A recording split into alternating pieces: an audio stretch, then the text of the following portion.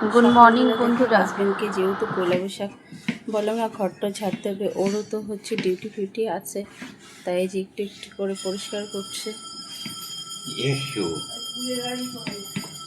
ওই যে দেখো ফুলওয়ালা আসছে, ফুলের প্যাকেটটা নিয়ে যাও, দিয়ে দাও আগে।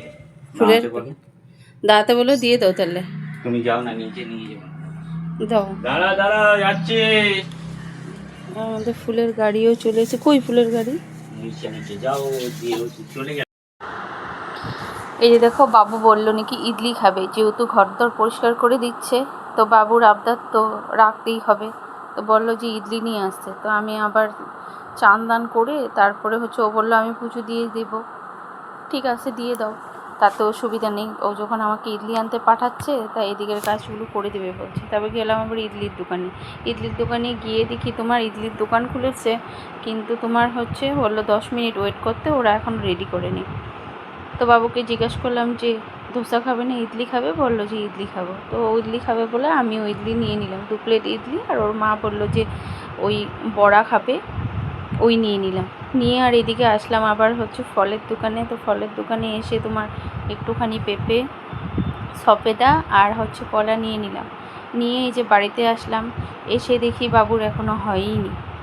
তো আবার হচ্ছে এখানে একটুখানি বসিয়েছিলাম তোমার হচ্ছে ওই সাবুর পায়েস। কী বলো তো, মায়ের একাদশী ছিল, তো প্রচুর সাবু ভিজিয়ে দিয়েছিল, তো সেটাই রেখে দিয়েছিল, আমাকে বললো নিয়ে যা।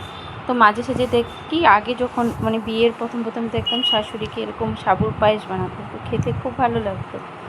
তো ভাবলাম ঠিক আছে, একটুখানি সাবুর পায়েসই বানাই। তো বসালাম একটুখানি সাবুর পায়েস। তো মা আবার কী করলো, একটা দুধের প্যাকেট দিয়ে দিয়েছে, মানে আমি একটা আমুল দুধের প্যাকেট নিয়েছি, মা বলে এটার থেকে রেড কাউ যেটা ভালো হয়। তো ওটাই নিয়ে আসলাম। নিয়ে এসে যে দেখো এখানে সাবুর পায়েস বসালাম। আর এই সাবুর পায়েসটা না দুর্দান্ত হয়। সাবুটা আগে কী বলো তো, দুধটাকে ভালো করে জাল দিলাম, আর মাকে বললাম তুমি তো ঠিক আছে আমায় দুধ দিয়েছো, সব কিছু দিয়েছো, কিন্তু আমুল দুধ তো নেই। মা বললো যে শাশুড়ির থেকে নিয়ে নিবে। এবারে এসে ওনার থেকে একটু আমুল দুধ নিলাম। কী বলো তো, পায়েসে না আমুল দুধ আর হচ্ছে তোমার বাতাসা, এগুলো দিলে পরে টেস্টটা বেশি হয়। তো আমি এমনিও যে চালের পায়েস করি সেটার মধ্যেও তোমার আমুল দুধ আর বাতাসা দিয়েই করি। তো ওই যে এখানে ইয়েগুলো সাবুগুলো দিয়ে দিলাম। দিয়ে দেওয়ার পরে তোমার একদম স্টিম করে রেখেছিলাম তোমার গ্যাসটাকে অনেকক্ষণ ধরে।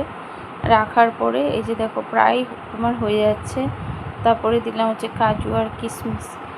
আর এটা কি বলো তো, সকালবেলা জিজ্ঞেস করলাম শাশুড়ি মাকে আর বরকে, বললো না খাবে না।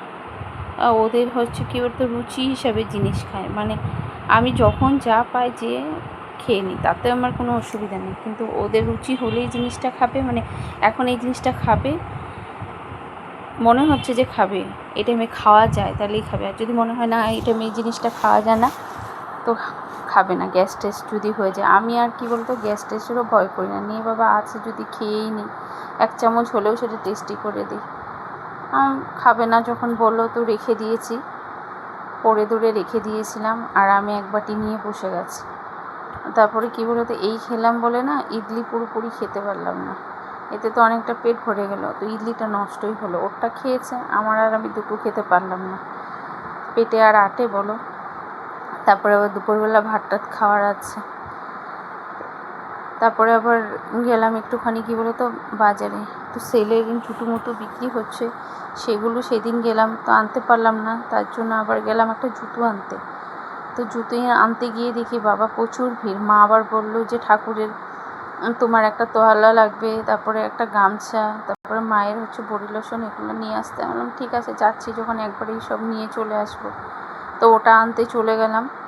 গিয়ে দেখি যেহেতু সেলের মাল বিক্রি হচ্ছে না, প্রচণ্ড পরিমাণে ভিড় বাজারের ভিতরটা।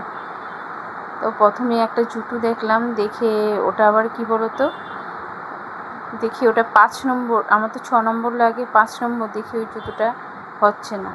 খুব সুন্দর লেগেছিলো, কিন্তু হচ্ছে না বলে আর নিলাম না। তারপর আর আমি তো সবসময় কী বলো তো 500 জুতোই বেশি পরিমাণ, যেখানেই যাই দুর্গাপুজো বলো অন্যরকম জুতো কিনি, শখ করে কিনি সেটা, কিন্তু আমি সবসময় 500টাই বেশি পরি, যেখানেই যাই আমার 500টাই বেশি ইউজ করি। আবার ভালো দেখে একটা দুর্গাপুজোর সময় 500ই কিনি, একটু ডিজাইনওয়ালা।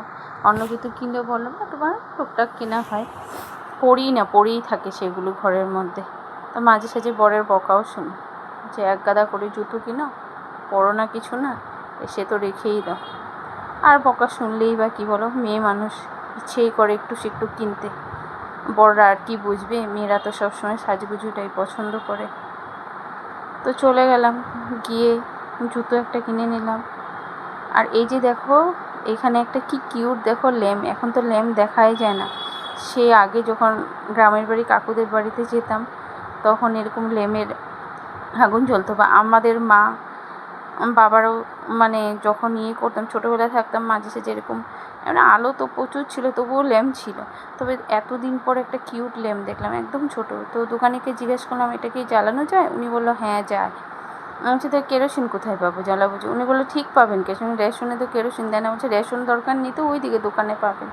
তো দেখে না খুব পছন্দ হলো, তো কিনতে গেছি। বাবু আবার কিনতে দেবে না, বলে না দরকার নেই, ল্যাম্প নিয়ে তুমি কী করবে, সে তো বাড়িতে পড়েই থাকবে, জিনিস সেইভাবে নষ্ট করার দরকার নেই। আমার ঠিক আছে, দরকার নেই। তারপরে এই যে এখান থেকে জুতো কিনলাম। তো জুতো তোমাদেরকে বললাম যে একটা জুতো সেই হচ্ছিল না বলে আর কেনা হলো না। তারপরে গিয়ে সেই আর একটা পামশু পছন্দ হয়েছে, কিনেছি, তোমাদেরকে দেখাবো। তোমাদের সাথে তো সমস্ত কিছুটাই শেয়ার করি, দেখাবো কেমন হয়েছে। তো আজকে ভিডিওটা যদি তোমাদের ভালো লাগে অবশ্যই একটা লাইক কমেন্ট করো, পরে আবারও ভালো ভিডিও নিয়ে আসবো।